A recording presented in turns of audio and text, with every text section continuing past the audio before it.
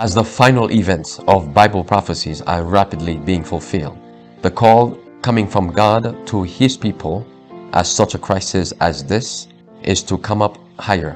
Come up higher as God called Moses to Mount Sinai. Come up higher as Elijah called the people of God to come up on Mount Carmel. Come up higher because we have a high calling in Jesus Christ. Our High Calling, a devotional by Ellen G. White. On guard every moment. But evil men and seducers shall wax worse and worse, deceiving and being deceived. 2 Timothy 3 verse 13. By every conceivable device the foe is seeking to throw us off our guard. He may first attempt to deceive with smooth words and crafty insinuations, and if these fail, he proceeds to open violence. He has many a deep-laid snare for unweary feet, and those who once become entangled find it almost impossible to extricate themselves. While he praises, flatters, and exalts some, he hurls his fiery darts at others. We must be on guard every moment. Days of peculiar trial, difficulty, and danger are before us. We must make up our minds that instead of matters taking a more favorable turn, wicked men, seducing teachers, will grow worse and worse, deceiving themselves and deceiving others. We may expect greater opposition than has yet been experienced. We must now make Christ our refuge, or, in the days before us, our souls will be overwhelmed with darkness and despair. There is a point beyond which human help cannot avail. Everyone must live by faith as he is forced into close and apparently deadly conflict with the powers of darkness. Each must stand or fall for himself. The arrows of the destroyer are about to be hurled against the faithful ones, and no earthly power can turn aside the shaft. But could our eyes be opened, we could see angels of God encircling the righteous, that no harm may come upon them. We must look to Jesus, study his words, pray for his Spirit. We should be more frequently alone with God in meditation and prayer. Let us pray more and talk less. We cannot trust to our own wisdom, our own experience, our own knowledge of the truth. We must be daily learners, looking to our heavenly teacher for instruction, and then, without regard to ease, pleasure, or convenience, we must go forward, knowing that he is faithful who has called.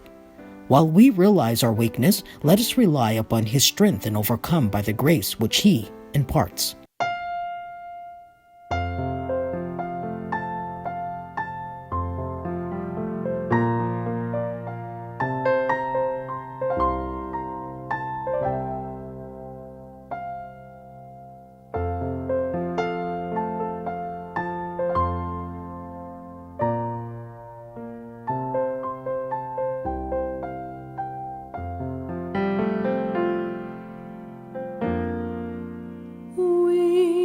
Speak of the realms of the blessed, that country so bright and so fair, and oft are its glories confessed. But what must it be to be there? We speak of its pathway of gold, its walls decked with jewels so rare, its wonders and pleasures untold. But what must it be to be there?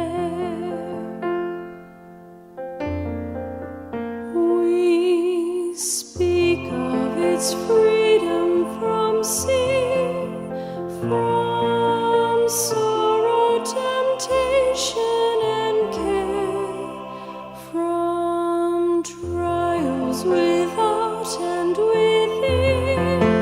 But what must it be to be there? We speak of its service of love,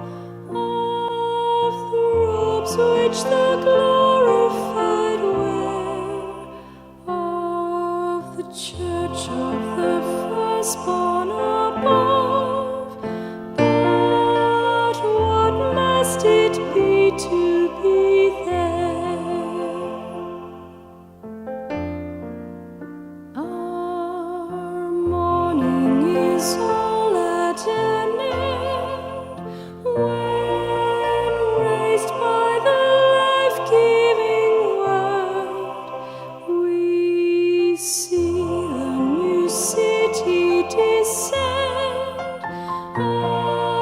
adorned as a bride for her Lord. The city so holy and clean, no sorrow can breathe in the air, no gloom of affliction or sin, no shadow of evil is there.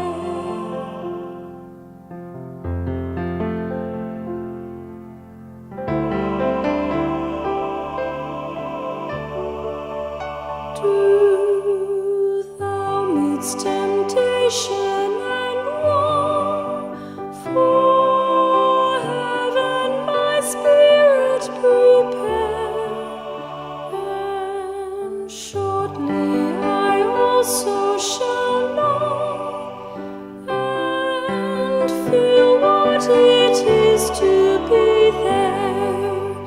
Then all the bright fields we shall roam, in glory celestial and fair, with saints and with angels at home, and Jesus himself will be